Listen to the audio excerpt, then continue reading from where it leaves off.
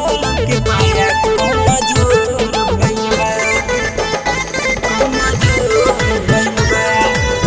Bholenath recording studio Ramnagar.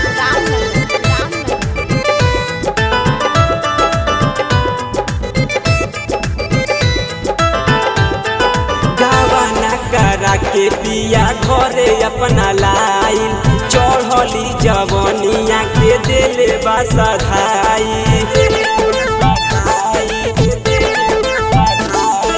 गावाना करा के पिया घरे अपना लाइन, चढ़ली जवनिया के दिले बसधाई।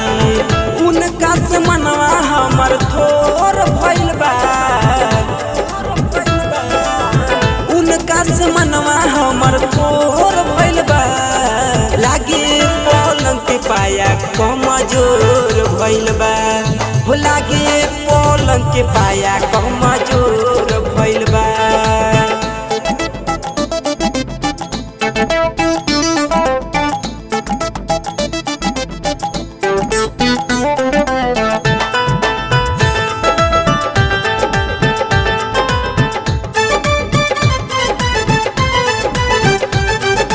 कैसे समझाई उनके हमके ना बुझाता,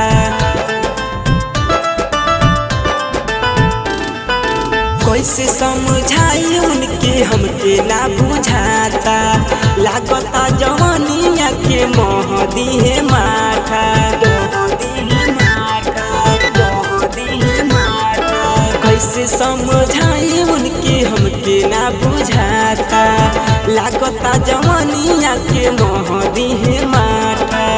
पतली कमरिया मोर कमजोर भइल बा, हो लागे पलंग के पाया कमजोर भइल बा, हो लागे पलंग के पाया कमजोर भइल बा, हो लागे पलंग के पाया कमजोर भइल बा।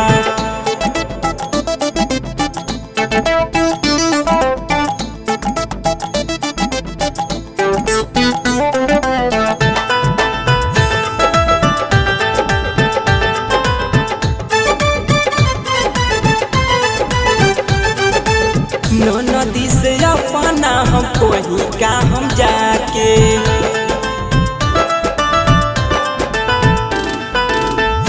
नदी से अपना हम कोही का हम जाके। गोल भोजपुरिया पिया से हम छुपा के, हम छुपा के, हम छुपा के। नदी से अपना हम कोही का हम जाके। गोल भोजपुरिया पिया से हम छुपा के। असफा के अंकुर पमन रूठ गइल बा, हो लागे पलंग के पाया कमजोर भइल बा, हो लागे पलंग के पाया कमजोर भइल बा, हो लागे पलंग के पाया कमजोर भइल बा। Bholenath recording studio Ramnagar.